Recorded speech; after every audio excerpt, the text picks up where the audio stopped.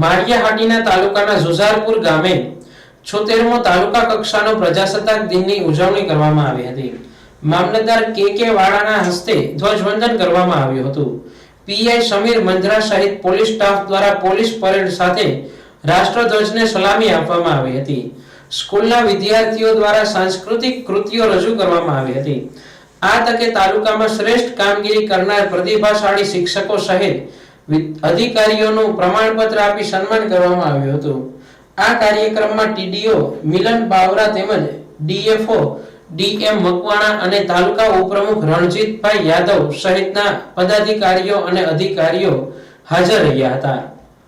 ભારતના 76મા પ્રજાસત્તાક દિનની માળિયા તાલુકાની તાલુકા કક્ષાની ઉજવણી આજરોજ તાલુકાના જુઝારપુર ગામે કરવામાં આવેલી છે। ત્યારે મામલતદાર તરીકે હું કે વાળા આ તાલુકાની જનતાનું અને આ વહીવટી તંત્ર સાથે જોડાયેલા સર્વનું અભિવાદન કરું છું। આ કાર્યક્રમની ઉજવણી ખૂબ જ આન બાન અને શાનથી કરવામાં આવી છે।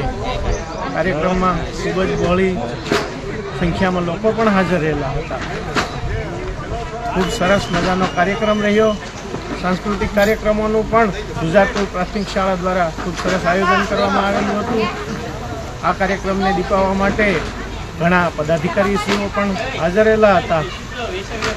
ખૂબ સરસ પ્રોત્સાહક ઇનામો પણ આપવામાં આવ્યા છે અને ખાસ કરીને સૌથી અગત્યનો મુદ્દો એ છે કે ગુજરાત સરકારશ્રી તરફથી આ ગામને 5 લાખ રૂપિયાની વિકાસ કામો માટેની ગ્રાન્ટ આપવામાં આવી છે। તાલુકા કક્ષાની જે ઉજવણી થતી હોય છે જે ગામે એ ગામને આ સ્પેશિયલ પ્રોત્સાહક ગ્રાન્ટ આપવામાં આવે છે।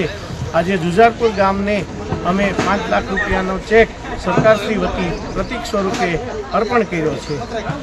આ કાર્યક્રમથી લોકોને એક એવો સંદેશો પણ હું આપું છું કે તાલુકા વહીવટી તંત્ર હંમેશા લોકોના તરફ પોતાની જે ફરજ છે એના પ્રત્યે પ્રતિબદ્ધ રહેશે।